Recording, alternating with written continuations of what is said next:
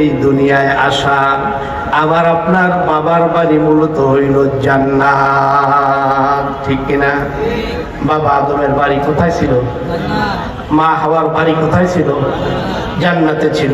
তাহলে বোঝা যায় আমরা জান্নাতি বাবা মার সন্তান, ঠিক কিনা? তাহলে জান্নাতি বাবা মার সন্তান, বাবা মার সন্তানই তো বাবা মার ওয়ারিশ হয়। তাহলে ওয়ারিশ হিসাবে আমরা বাবা মার বাড়ি যেহেতু জান্নাত ছিল, সেই হিসাবে ওয়ারিশ হিসাবে আমরাও জান্নাতের বাড়ির কি মালিক, ঠিক কিনা? এখন জান্নাতের যে বাড়িটা আছে বাবা মার, আমাদের পৈতৃক বাড়ি, এই বাড়ি আপনার আমার দখলে আসেনি, কথা বলেন আছে? তাহলে এই বাড়ির দখল বুঝে পাওয়ার জন্য কিছু কাগজপত্র, বাড়ির খতিয়ান, দাগ নাম্বার, এরপরে পর্সা, এরপরে আপনার আরো যত কাগজপত্র আছে, এগুলা দুনিয়ার বাড়ি পাইতে হইলে এই সমস্ত কাগজপত্র ঠিক লাগে। যদি একটা ব্যাঠিক হয় তাহলে বাড়ি আর দখল বুঝে পাওয়া যায় না, ঠিক কিনা? যদি একটা কাগজই ঠিক হয় আর দুনিয়ার বাড়ি যদি দখল না পাওয়া যায়, তাহলে আখেরাতের বাড়ি পাইতে হইলে আখেরাতের বাড়ির কাগজপত্র গুলা, নকশা, পর্সা, এগুলা ঠিক কইরা এরপরেই তো যাইতে হবে। একটা যদি ব্যাটিক থাকে, দুনিয়ার বাড়ি যেমন পাওয়া যাবে না, আখেরাতের বাড়িও জান্নাত পাওয়া যাবে না, ঠিক কিনা? এই জন্য আমার ভাইয়েরা, জান্নাতের বাড়ি পাইতে হইলে সর্বপ্রথম সবক হলো নামাজ পড়তে হবে। মুসলমানকে সর্বপ্রথম নামাজ পড়তে হবে, এরপরে কোরআনে কারিমের তেলাওয়াত শিখতে হবে, এরপরে আল্লাহর হুকুমগুলো নিজের জীবনে বাস্তবায়ন করতে হবে। যদি আল্লাহর হুকুম জীবনে বাস্তবায়ন করতে পারি, আলহামদুলিল্লাহ, মওত হইতে দেরি হবে, জান্নাতের বাড়ি বুঝে পাইতে দেরি হবে না। সুবহানাল্লাহ। আর যদি এখান থেকে যদি আমরা ওই জান্নাতের বাড়ি পাওয়ার কাজ না করে যেতে পারি, তাহলে মরতে দেরি হবে, জাহান্নামে যাইতেও দেরি হবে না, ঠিক কিনা? তাহলে আজকে আমরা একসাথে বসছি, আলাপ আলোচনা করতেছি, কথাবার্তা বলতেছি, কত বন্ধু বান্ধব পরিচিত মানুষজন আমাদের আছে কি নাই? আছে। আজকে দুনিয়ার জীবনে যেমন আমরা একসাথে উঠা বসা করি, জান্নাতের মধ্যে যাওয়ার পরে দেখবেন জান্নাতে অনেক বন্ধু বান্ধবের সাথে সাক্ষাৎ হবে। জান্নাতে অনেক বন্ধু বান্ধবের সাথে কি হবে? সাক্ষাৎ হবে। আবার কিছু পরিচিত বন্ধু বান্ধব যাদের সাথে সুসম্পর্ক ছিল, এমন বন্ধু বান্ধব কিছু সেখানে খুঁজে পাওয়া যাবে না। জান্নাতীরা একজন আরেকজনকে জিজ্ঞেস করবে, ভাই আপনার সাথে আমার সাথে যে চলতো অমুক ব্যক্তি, আমরা একসাথে বিকেল বেলা চা খাইতাম, আড্ডা দিতাম, বাজারে যাইতাম, আমার কলিগ ছিল অফিসে, আমরা একটু অফিসে চাকরি করতাম, একসাথে ব্যবসা বাণিজ্য করতাম, ওই লোকটাকে দেখা যাইতেছে না, তার কারণটা কি? একজন আরেকজনকে জিজ্ঞেস করবে যে অমুককে দেখা যাইতেছে না, চৌধুরী সাহেব নাই, মজুমদার সাহেব নাই, এরপরে ভুইয়া সাহেব নাই, তুমুক সাহেব, তুমুক সাহেব, ওনারা কোথায়? এরকম খুঁজতে থাকবে, জান্নাতের মধ্যে খুঁজে পাবে না। তো ওই জান্নাতি বন্ধুরা মিলে, সবে মিলে চিন্তা করবে যে এদেরকে খুঁজে পাওয়া যাচ্ছে না, কারণটা কি? চলো একটু আমরা অনুসন্ধান করি। তো জান্নাতে যদি না থাকে, তাহলে দ্বিতীয় জায়গা তো অপশন হইল একমাত্র জাহান্নাম, ঠিক কিনা? জান্নাতে না থাকলে তাহলে খুঁজতে হবে কোথায়? জাহান্নামে। এরা যাবে জাহান্নামে, এদেরকে খুঁজতে, ওই বন্ধু বান্ধবদেরকে খুঁজতে যাবে। যাওয়ার পরে সেখানে জাহান্নামের ফেরেশতাকে বলবে যে, এই ফেরেশতা, দেখো তো আমাদের পশ্চিম মেরুলের অমুক সাহেব, বাড়ি নাম্বার এত, এরপরে রোড নাম্বার এত, উনি অমুক অমুক এলাকায় থাকতেন, অমুক প্রতিষ্ঠানে চাকরি করতেন, এই তার নাম, এই তার বাবার নাম, এই লোকগুলা দেখো তো জাহান্নামে খুঁজে পাওয়া যায় কিনা। মালিক ফেরেশতা খুঁজা এদেরকে বাইর করবে। বাইর করার পরে বলবে যে, এই শোনো, তোমাদের সাথে দেখা করার জন্য কিছু লোক আসছে। আমাদের দুনিয়ায় জেলখানায় যেমন আসামির সাথে দেখা করতে কিছু লোকজন যায় না, আমাদের মধ্যে আত্মীয় স্বজন, তো ওইখানে এরা যাবে, তাদেরকে বলবে যে তোমাদের সাথে দেখা করার জন্য কিছু লোকজন আসছে। তাই নাকি?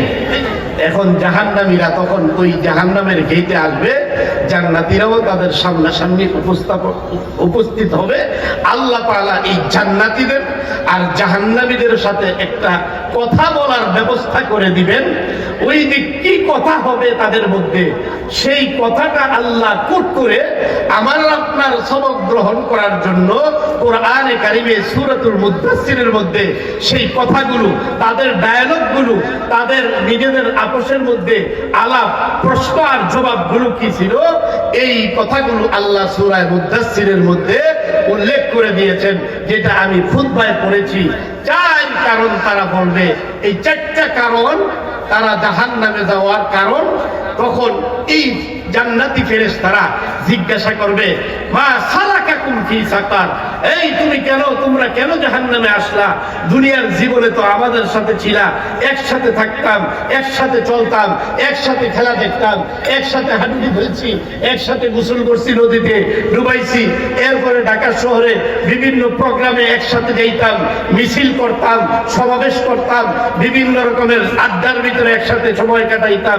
আমরা তো জান্নাতে আসলাম, তুমি জান্নাতে কেন না গিয়া জাহান্নামে আসলে তার কারণ কি?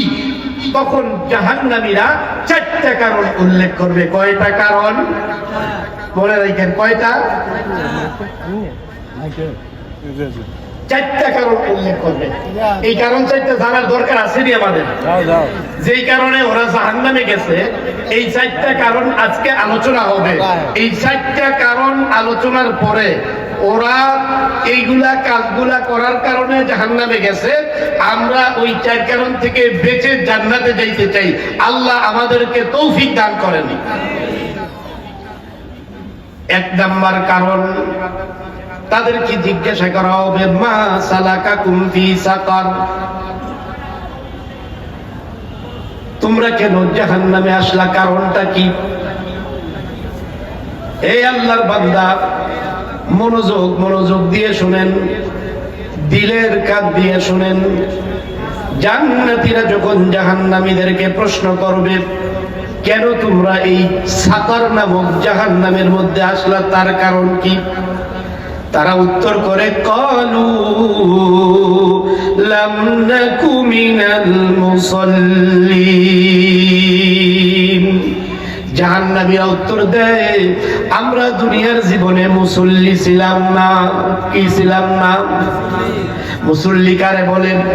শুক্রবার দিন আয়েশা জোহরের জুমার নামাজ পড়ে, এই মুসল্লি। ঈদের নামাজ পড়ে, এই মুসল্লি। বছরে 1বার 2বার নামাজ পড়ে, এই মুসল্লি। জীবনে 1বার 2বার 5বার 7বার নামাজ পড়ে, উনি কি মুসল্লি? আসলে মুসল্লি হইল দৈনিক 5 ওয়াক্ত যিনি নামাজ আদায় করেন, তিনি হইলেন মুসল্লি। আমার ভাইয়ের, ওই জাহান্নামী বলবে, ক্বালু লাম নাকু মিনাল মুসাল্লিন,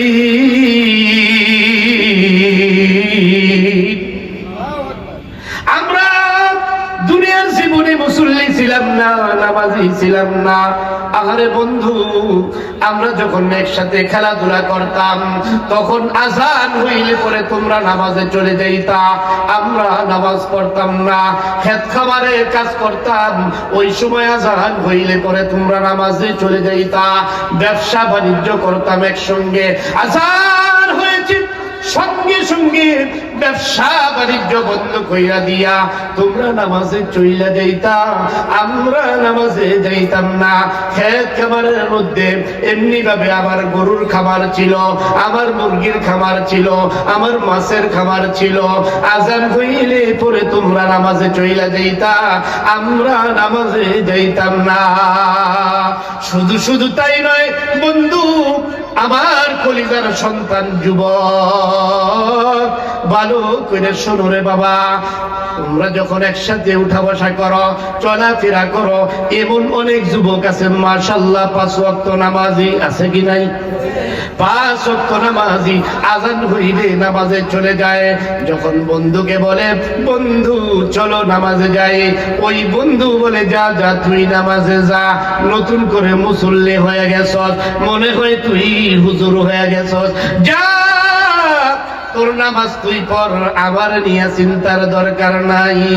এমন আছে কি নাই?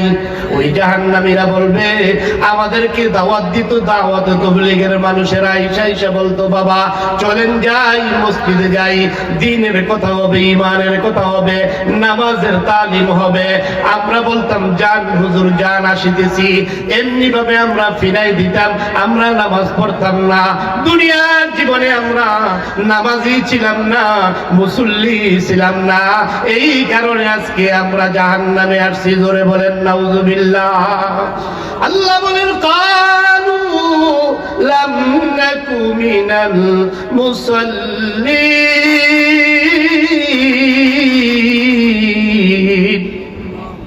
আল্লাহ বলেন, ওই জাহান্নামীরা তখন বলবে, আমরা দুনিয়ার জীবনে মুসল্লি ছিলাম না। ও বন্ধু, মুসল্লি না থাকার কারণে, নামাজ না পড়ার কারণে জাহান্নামে গিয়েছে। এখন বলেন, আমরাও কি নামাজ না পড়ে জাহান্নামে যাব নাকি আযান হইলে সঙ্গে সঙ্গে নামাজে চলে আসবো? আল্লাহ ডাক দিয়ে বলেন, বান্দা শোন, ও বান্দা ভালো করে শোন, দুনিয়ার জীবনে আমি তোরে চাকরি দিয়েছি, ব্যবসা দিয়েছি, যত রকমের আয় ইনকামের সোর্স দিয়েছি, এগুলো দুনিয়ার প্রয়োজন পুরা করার জন্য দিয়েছি। যখন আযান হয়ে যায়, আযান হওয়ার সঙ্গে নামাজে চলে আয়। আর নামাজ যখন শেষ হয়ে যায়, তুই এবার তোর নামাজের শেষ করে তোর কর্মক্ষেত্রে চলে যা। আল্লাহ ওয়াজ করেন, ফাইযা কুদিয়াতিস সালাতু ফান্তাশিরু ফিল আরদি ওয়াবতাগু মিন ফাদলিল্লাহ ওয়াযকুরুল্লাহা কাসীরান লাআল্লাকুম তুফলিহুন। আল্লাহু আকবার। আল্লাহ বলেন, যখন তোমাদের নামাজ শেষ হয়ে যায়, এবার তোমরা আপন আপন কর্মস্থলে চলে যাও। Field of action. যিনি চাকরি করো, চাকরিতে চলে যাও। যিনি ব্যবসা করো, ব্যবসায় চলে যাও। যিনি খেত খামার করো, খেত খামারে চলে যাও। এক কথায়, নামাজ ছিল আমি আল্লাহর হুকুম। এই নামাজ তোমরা ফরজ নামাজ, ইবাদত, এটা তোমরা আদায় করেছ। এবার নামাজের পরে হালাল জীবিকা অন্বেষণ করা, এটাও আরেকটা ইবাদত। আল্লাহর নবী বলেন, ক্বালা রাসূলুল্লাহ সাল্লাল্লাহু আলাইহি ওয়াসাল্লাম, তালাবুল কাসবি হালাল ফরিদাতুম বাদাল ফরিদা।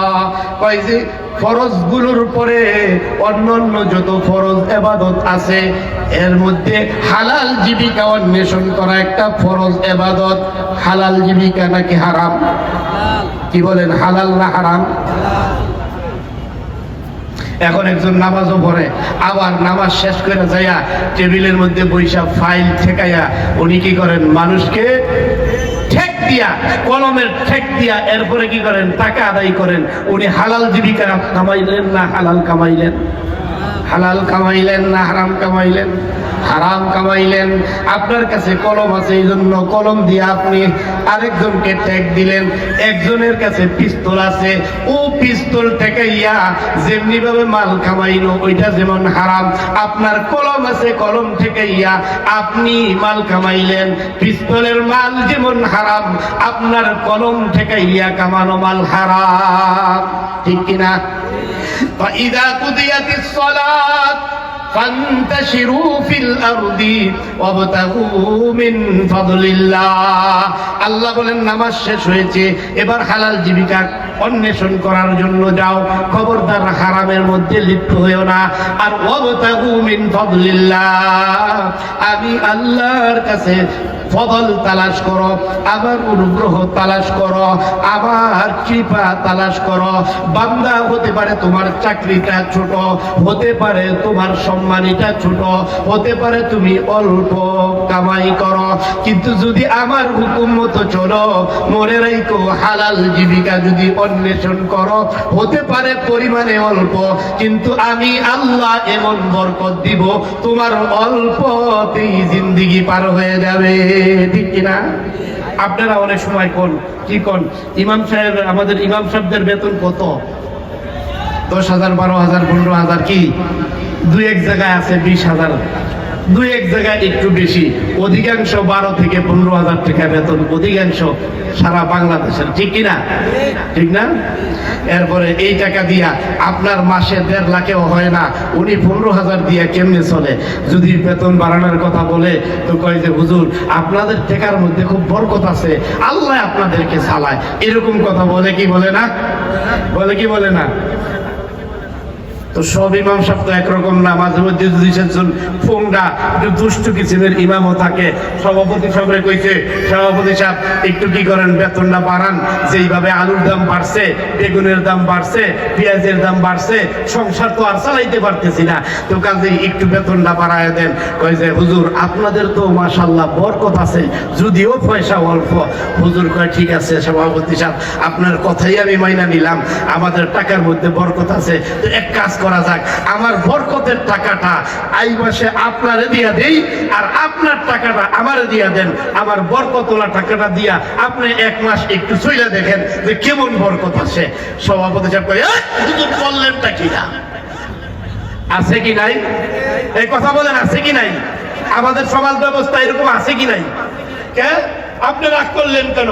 হুজুরের টাকার বরকত আছে, আপনারা বলেন সমস্যা নাই, তাহলে হুজুরের টাকা বরকতওয়ালা টাকাটা আপনি নেন না, নিয়ে 1 মাস আপনার ফ্যামিলিটা চালায় দেখেন না যে কেমন লাগে, কতদিনে মার যায়। আর বলার সময় খুব মাশাআল্লাহ বলা যায়, কিন্তু ডাল মে কুছ কালা খায়, কথা ঠিক কিনা? হ্যাঁ, আল্লাহ বরকত দেন, নিশ্চিত কোনো সন্দেহ নাই, নতুবা এই দেশের ইমাম সাহেবরা ফ্যামিলি নিয়ে চলতে পারতো না, না খেয়ে কি করতে হইতো, মরতে হইতো। আল্লাহ নিশ্চিত বরকত দেন, কিন্তু ও বরকত তো দেন ঠিক আছে, কিন্তু আপনারা আপনাদের জায়গা থেকে পিছনে থাকবেন কেন? আপনি যদি আরেকটু বাড়ায় দেন ইমাম সাহেবদেরকে, তাহলে উনিকে আরেকটু বরকত বেশি পাইতে পারে না? পারে না?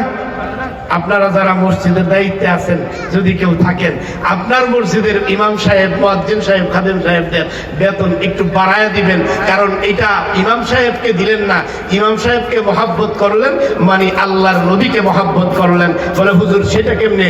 কারণ আল্লাহর নবী যেই মেহরাবে দাঁড়াইতেন, যেই মিম্বারে দাঁড়াইতেন, ইমাম সাহেব ওই মেম্বারে, ওই মেহরাবে দাঁড়াইয়া, ওই মুসল্লায় দাঁড়াইয়া আপনার আমার ইমামতি করে, আর আপনার আমার আখিরাতের সমস্ত দায়ভারটা কাঁধে নিয়ে নিজের, এরপরে নামাজে দাঁড়ায়। আল্লাহু আকবার, ঠিক কিনা? এজন্য ওলামায়ে কেরাম ইমামদের সাথে মহব্বত রাখার দরকার আছে কি নাই? আছে কি নাই? রাখবেন, মহব্বত রাখবেন, লাভ হবে, ক্ষতি হবে না, ইনশাআল্লাহ লাভ হবে, ক্ষতি হবে না। তো যে কথা বলছিলাম, মুসল্লি হইতে হইলে 5 ওয়াক্ত নামাজই পড়তে হবে, রমজানের রোজা রাখতে হবে, পয়সা হইলে, সম্পদ হইলে যাকাত দিতে হবে, আবার হজের যদি আল্লাহ তাআলা তৌফিক দেয় হজও করতে হবে। এইভাবে জীবনের সব ক্ষেত্রে আল্লাহর হুকুম মানতে হবে। ওই যে জাহান্নামীরা জাহান্নামে গেছে, কয়টা কারণ জানি? কয়টা জানি কারণ ভাই? 4টা কারণ। 4টা কারণের প্রথম নাম্বার কি ছিল? ক্বালু লাম নাকু মিনাল মুসাল্লিন, তারা বলে আমরা মুসল্লি ছিলাম না, নামাজি ছিলাম না। তাহলে নামাজি না থাকার কারণে তারা কি হয়ে গেছে? জাহান্নামী হয়ে গেছে, ঠিক কিনা? তাহলে আমরা কি নামাজি না হইয়া জাহান্নামে যাব, না নামাজি হইয়া জান্নাতে যাব? নামাজি হইয়া জান্নাতে যাব ইনশাআল্লাহ। আমাদেরকে আল্লাহ তৌফিক দান করেন, সকলে বলি আমিন। এবার বলো 2 নম্বর কারণ কি? মনে রাখেন 2 নম্বর কারণ কি? ক্বালু লাম নাকু মিনাল মুসাল্লিন ওয়া লাম নাকু নুতঈমুল মিসকিন। 2 নম্বর কারণ হইল আমরা মিসকিন, অসহায়, দরিদ্র মানুষদেরকে খাবার দিতাম না, আমরা পেট করে খাইতাম। পাশের বাড়িতে অভুক্ত থেকে মানুষ অনাহারি থেকে দিন যাপন করত, রাত যাপন করত, এমন জানার পরেও আমরা অভাবী মানুষদেরকে খাদ্য দিতাম না, তাদের খাবারের ব্যবস্থা করতাম না। 2 নম্বর কারণ, আমাদের দেশে এমন অনেক মানুষ আছে যারা অভাবগ্রস্ত, যারা অসহায়, কিন্তু কারো কাছে বলতে পারে না, হাত পাততে পারে না, আবার ভাইয়েরা, লজ্জায় কারো কাছে বলতেও পারে না, সামাজিক লজ্জা, পারিবারিক লজ্জা, কিন্তু আসলে ক্ষুধার্ত, খাবারের কোনো ব্যবস্থা নাই, এমন অনেক মানুষ আপনার আমার আত্মীয় স্বজনের মধ্যেও আছে, লজ্জার কারণে তারা বলতে পারে না। আল্লাহর নবী বলেন, তোমরা খুঁজে খুঁজে ওই সমস্ত অনাহারী মানুষদেরকে, অভাবী মানুষদেরকে দান করো, তাদেরকে খাবারের ব্যবস্থা করে দাও। তাদের যদি কর্মসংস্থানের অভাব থাকে, একটা কর্মসংস্থানের ব্যবস্থা করে দাও, কারণ আল্লাহর কাছে এটা বড় প্রিয়। আল্লাহর কোন বান্দা তার ক্ষুধার্ত বান্দাকে খাবার খাওয়ায়, আল্লাহু আকবার, আল্লাহু আকবার, ক্ষুধার্ত বান্দাকে খাবার খাওয়াইলে যেন আল্লাহকে খাবার খাওয়ানো হয়। আপনি বলবেন, আল্লাহ কি খাবার খায় নাকি? না না, আল্লাহ খাবার খায় না ভাই, আল্লাহ খাবার খায় না, কিন্তু আল্লাহর একজন বনি আদম, আল্লাহর একজন সৃষ্টি, আশরাফুল মাখলুকাত, আপনার ভাই আমার ভাই, আপনার বন্ধু আমার বন্ধু, আপনার আত্মীয় আমার আত্মীয়, এমন অনেক আত্মীয় স্বজন আছে যারা আসলে অভাবী মানুষ, গরিব মানুষ, দরিদ্র মানুষ, তিন বেলা তো দূরের কথা, এক বেলাও পেট পুরে খেতে পারে না। এমন মানুষগুলোকে খুঁজে খুঁজে, এমন মানুষগুলোকে খুঁজে খুঁজে তাদের অভাব দূর করা লাগে। ওলাম নাকুনু তুইমুল মিসকিন, ওই জাহান্নামীরা বলবে, আমরা ক্ষুধার্তদেরকে খাবার দিতাম না, বন্যায় ক্ষতিগ্রস্ত মানুষের পাশে দাঁড়াইতাম না। আল্লাহ পাক আমাদেরকে ক্ষমতা দিয়েছিলেন, অর্থ দিয়েছিলেন, বিত্ত দিয়েছিলেন, সম্পদ দিয়েছিলেন, কিন্তু এরপরেও আমরা বন্যায় ক্ষতিগ্রস্ত মানুষদের পাশে দাঁড়াই নাই, টর্নেডো ক্ষতিগ্রস্ত মানুষের পাশে দাঁড়াই নাই, ভূমিকম্প হয়ে ক্ষতিগ্রস্ত মানুষের পাশে দাঁড়াই নাই, এক কথায় গরিব মানুষের সাহায্যে কোনো সময় এগিয়ে যাই নাই। আমরা সম্পদ শুধু কুক্ষিগত করেছি, সম্পদ শুধু জমা করেছি, সম্পদ শুধু আহরণ করেছি, কলমের খোঁচা দিয়ে আহরণ করেছি, এত সম্পদ বানাইছি, কানাডায়, আমেরিকায়, টরেন্টোতে, বিভিন্ন দেশে, একটা নয়, দুইটা নয়, 10টা নয়, শত শত বাড়ি বানাইছি, দুনিয়ার জমিনে শত শত বাড়ির মালিক হয়ে গেছি। শুধু তাই নয়, টাকা রাখার জায়গা ছিল না, জাসিমের নিচে টাকা, লেপ বানাইয়া, জাসিম বানায়া, টাকার উপরে আমরা ঘুমাইছি। আরে ওই যে ত্রাণের টিন শুদ্ধ আমরা খেয়ে ফেলাইছি, ঠিক কিনা? ত্রাণের টিন শুদ্ধ খেয়ে ফেলাইছি, সরকার গম দিছে, গম শুদ্ধ খেয়ে ফেলাইছি, রাস্তা মেরামত করার জন্য ইট বালু সিমেন্ট দিয়েছিলে, এই ইট বালু সিমেন্ট শুদ্ধ খেয়ে ফেলাইছি। আমরা দুনিয়ায় এমন কোনো কিছু বাকি রাখি নাই, কাউকে তো সাহায্য করি নাই, বরং সরকার থেকে যেটা বরাদ্দ হইতো ওইটাও শুদ্ধ মানুষকে না দিয়া আমরা নিজেরা আত্মসাৎ করে ফেলেছি। ওয়ালাম নাকুনু তুইমুল মিসকিন।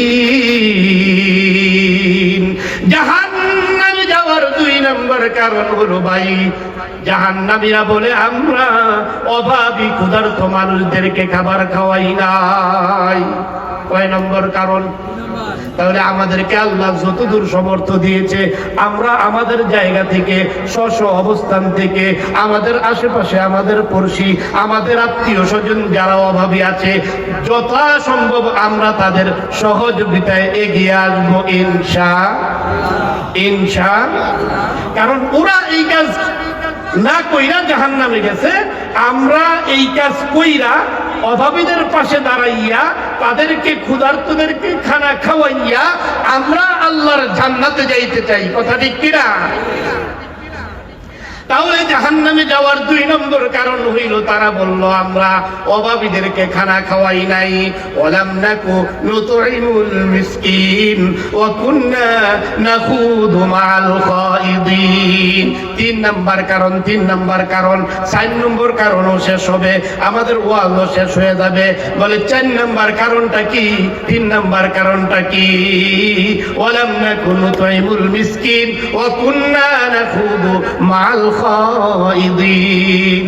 আমরা অনর্থক অপ্রয়োজনীয় কথাবার্তা বলতাম, দরকার নাই লাগবুন কথাবার্তা বলতাম, চায়ের দোকানে বইসা বইসা আড্ডা দিতাম, অনর্থক অপ্রয়োজনে একজনের গীবত করতাম, আরেকজনের শিকায়াত করতাম, আরেকজনের বিরুদ্ধে কুচ্চা রটাইতাম, আরেকজনের বিরুদ্ধে বিভিন্ন রকমের প্রোপাগান্ডা ছড়াইতাম, অপবাদ দিতাম, মিথ্যা কথা বলতাম, মানুষের বিরুদ্ধে লেগে যাইতাম, কার বিরুদ্ধে কারে লাগানো যায় বইসা বইসা এই চিন্তা করতাম। আছে না নাই? আছে না নাই? বিশেষ করে দেখবেন আমার মা বোনেরা 2-4-5 জন যদি একসাথে হয়ে যায় তাহলে আর সেই জায়গায় আপনার কথা বলার কোনো চান্স নাই, ঠিক কিনা? এত কথা বলে, কি যে বলে, জিগায় ও ভাবি আপনার হাজবেন্ড কি করে, ওনার হাজবেন্ড কি করে, আপনার জানার দরকার কি, ঠিক কিনা? ভাবি আর বলেন না, আজকে শপিং এ গিয়েছিলাম, 1.5 লক্ষ টাকা নিয়ে গেলাম, বুঝতে পেরেছেন? 2-4টা কিনলাম আর টাকা নাই, ফুরাই গেছে গা, চাপা মারতাছে বইসা বইসা। ওই আর পাশের ভাবি কয়, ভাবি বলেন না, সেদিন তো আপনার ভাই ওনার আমাকে কার্ডটা দিয়ে দিল, এর নাম কি কার্ড কয়? হ্যাঁ কয় আপনার ভাই তো আমাকে কার্ড দিয়ে দিল, আমি কার্ড দিয়ে কিনতে কিনতে ভাবি এখনো আমার অর্ধেক শপিং হয় নাই, দেখি কার্ডের টাকা ফুরায় গেছে। এরকম সাফা মারুন না, মহিলা আমাদের সমাজে আছেন নাই, অনর্থক, দরকার নাই। আর মনে করেন যে কার বিবি কি করছে, কার মেয়ে কোথায় গেছে, কার ছেলে কি করছে, এই সমস্ত কথাবার্তা লইয়া ভাবি শুনেছেন কি হয়েছে? আরে চৌধুরী সাহেবের মেয়েটা সেদিন নাকি শুনলাম কোন ছেলের সাথে চলে গিয়েছে, বলে কি বলে না এরকম? এদিকটা ওনার ছেলের আর মেয়ের খবর ওনার নাই, উনি একদিকে দৌড়ায়, ওনার ছেলে আরেক দিকে দৌড়ায়, ওনার মেয়ে আরেক দিকে দৌড়ায়, ওনার সাহেব আরেক দিকে দৌড়ায়, এক একজন এক এক দিকে অস্থির গতিতে অস্থির প্রবাহে চলছে তো চলছে। স্বামী কি করে খবর নাই, ছেলে কি করে খবর নাই, মেয়ে কি করে খবর নাই, নিজে কি করে কোনো খবর নাই। এই গড্ডালিকার প্রবাহে আমাদের জীবনকে এইভাবে ধ্বংস করতেছে। শুধু তাই নয়, পরিবারগুলো ধ্বংস হয়ে যাচ্ছে, স্বামী স্ত্রী একজন আরেকজনের থেকে ডিভোর্স হয়ে যাচ্ছে। আজকে এই অপ্রয়োজনীয় কথাবার্তা, অনর্থক অপ্রয়োজনীয় লাগুন কথা আর কাজের কারণে আমাদের পরিবারগুলো আজকে জাহান্নামের আগুন দিয়া দাউ দাউ করে জ্বলতেছে, কথা ঠিক কিনা? তাহলে জাহান্নামে যাওয়ার 3 নম্বর তার কারণ কি বলল? ওয়া কুন্না নাখুযু মাল খাইজিন, আমরা অপ্রয়োজনীয় কথা বলতাম। শুধু তাই নয়, আমরা কোরআনের বিরুদ্ধেও কথা বলতাম, আমরা নবীর বিরুদ্ধেও কথা বলতাম, রাসূলের বিরুদ্ধে কথা বলতাম, স্লোগান দিতাম, বিভিন্ন রকমের প্লে কার্ড নিয়া ওই যে শাহবাগের মোড়ে দাঁড়াইতাম, শাহবাগী হইয়া আরে চেতনার নাম বিক্রি কইরা কইরা এই দেশের থেকে কেমনে ইসলাম দূর করা যায় এই চিন্তার ফিকির নিয়ে থাকতাম, কেমনে এই দেশ থেকে কোরআন বিদায় করা যায়, কিভাবে এই দেশ থেকে মুসলমানদেরকে নিশ্চিহ্ন করা যায়, এরকম চিন্তার ফিকির নিয়ে সময় কাটাইতাম। এমন একজন লোক এই বাংলার জমিনেও আসেনি। আর সবচেয়ে ভয়ঙ্কর, সারা জিন্দেগি বল এই ইমামদেরকে, আলেমদেরকে, মুসলমানদেরকে জঙ্গি ট্যাগ দিল, ঠিক কি ঠিক না? কথা বলেন। জঙ্গি ট্যাগ দিল, মৌলবাদী ট্যাগ দিল, ধর্মদ্রোহী বলল, ধর্মান্ধ বলল, দেশদ্রোহী বলল। আল্লাহ বলেন না না না, শুন, দেশদ্রোহী আসলে কে আমি সময় আসলে পরে বুঝাইয়া দিব। সময় যখন আসছে, 5ই আগস্ট ঘটে গেছে, আল্লাহ বুঝাই দিলেন, জাতির সামনে, বিশ্ববাসীর সামনে দেখাইয়া দিলেন আসলে কে দেশদ্রোহী, ঠিক কিনা? কে মৌলবাদী, কে ধর্মান্ধ, কে এই দেশ থেকে মুসলমান বিতরণ করতে চায়, কে এই দেশ থেকে কোরআন উৎখাত করতে চায়, কে এই দেশ থেকে নামাজিকে দূর করতে চায়, সেটার প্রমাণ 5 তারিখে হয়েছে। সম্প্রতি আবার আরেক দল গজায়া গেছে, নাম তার ইস্কন। কি কন? নাম তার কি কন? বর্তমান দুনিয়ায় যদি কোনো জঙ্গিবাদ থাকে, বর্তমান যদি দুনিয়ায় যদি কোনো মৌলবাদ থাকে, তাহলে এই ইস্কন বর্তমান দুনিয়ার সবচাইতে বড় জঙ্গিবাদী, ঠিক কিনা? ইস্কনের প্রত্যেকটা তাদের আস্তানার ভিতরে অস্ত্রের গুড়াউন পাওয়া গেছে জাতীয় পত্রিকাগুলো। আজকের শিরোনামও আপনারা দেখবেন, ইসকনের এক একটা কার্যালয়, তাদের এক একটা আস্তানা মনে হয় একটা মিনি ক্যান্টনমেন্ট। কথা ঠিক কিনা মুসলমান? তারা শুধু মুসলমানদের দুশমন এমন নয়, বরং এই দেশের দুশমন, এই জাতির দুশমন, আমাদের স্বাধীনতা সার্বভৌমত্বের দুশমন। আমাদের জাতীয় পতাকার উপরে গেরুয়া পতাকা উত্তোলন করে তারা প্রমাণ করে দিয়েছে বাংলাদেশের স্বাধীনতায়, বাংলাদেশের সার্বভৌমত্বে এই গেরুয়া বাহিনী বিশ্বাসী নয়। তারা দাবি করতেছে পার্বত্য চট্টগ্রামকে তাদের কাছে দিয়ে দেওয়ার জন্য তারা নতুন স্বাধীন দেশ গড়তে চায়। আমি জিজ্ঞেস করি, বাংলার দামাল তৌহিদি জনতা, যুবকেরা, ছাত্র জনতা, যদি তোমার এই দেশের অখণ্ডতা রক্ষা করতে হয়, পার্বত্য চট্টগ্রামকে যদি আমাদের রক্ষা করতে হয়, স্বাধীনতা সার্বভৌমত্বকে রক্ষা করতে হয়, ইসলাম এবং মুসলমানকে রক্ষা করতে হয়, আর একবার যদি 5ই আগস্টের ডাক আছে, কারা কারা দেশের তরে নিজের জীবন দিতে তৈয়ার দাঁড়ায় যাও? তৈয়ার আছেন তো? তৈয়ার আছেন? রক্ত গরম হয় নাই? কারণ এখনো বুঝেন নাই যে কি চলতেছে। দেশ নিয়ে ষড়যন্ত্র, ইসলাম নিয়ে ষড়যন্ত্র, মুসলমানদেরকে নিয়ে ষড়যন্ত্র চলতেছে। এখনো আপনারা আজ করতে পারেন নাই। একটু খবরের কাগজে একটু কানটা খাড়া রাখেন, চোখটাকে খাড়া রাখেন, একটু সতর্কতা অবলম্বন কইরেন। এইটা কিন্তু শুধু দেশীয় ষড়যন্ত্র নয়, এটা কিন্তু আন্তর্জাতিক ষড়যন্ত্র। আপনার আমার দেশকে বিভক্ত করার জন্য, আপনার আমার স্বাধীনতাকে সার্বভৌমত্বকে খণ্ডিত করার জন্য এক শ্রেণীর শকুনের চোখ পড়ে গেছে আমার দেশের ভূগর্ভের, আমার দেশের সম্পদগুলো আহরণ করার জন্য, আমার ঈমান হরণ করার জন্য, আমার স্বাধীনতাকে সার্বভৌমত্বকে হরণ করার জন্য শকুনের দলেরা ওই ওয়াশিংটন বসে, এরপরে আপনার দিল্লিতে বসে, বিভিন্ন জায়গায় বসে বসে ষড়যন্ত্র করতেছে।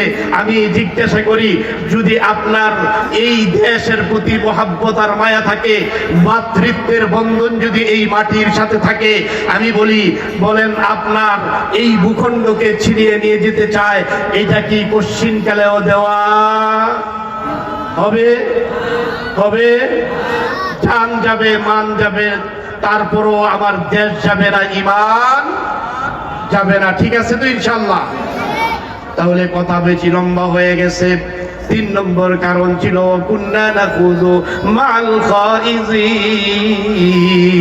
আমরা অপ্রয়োজনীয় অনর্থক কাজ করতাম, কথাবার্তা বলতাম। ও কুন্না জাহান্নামীদেরকে জিজ্ঞাসা করবে, ও জাহান্নামীরা, কেন তোমরা জাহান্নামে আসলা? তারা বলবে, আমাদের জাহান্নামে আসার 4 নম্বর কারণ হইল ও কুন্না নুকাযযিবু বিয়াউমিদ্দিন। আমরা কিয়ামত দিবসকে বিশ্বাস করতাম না।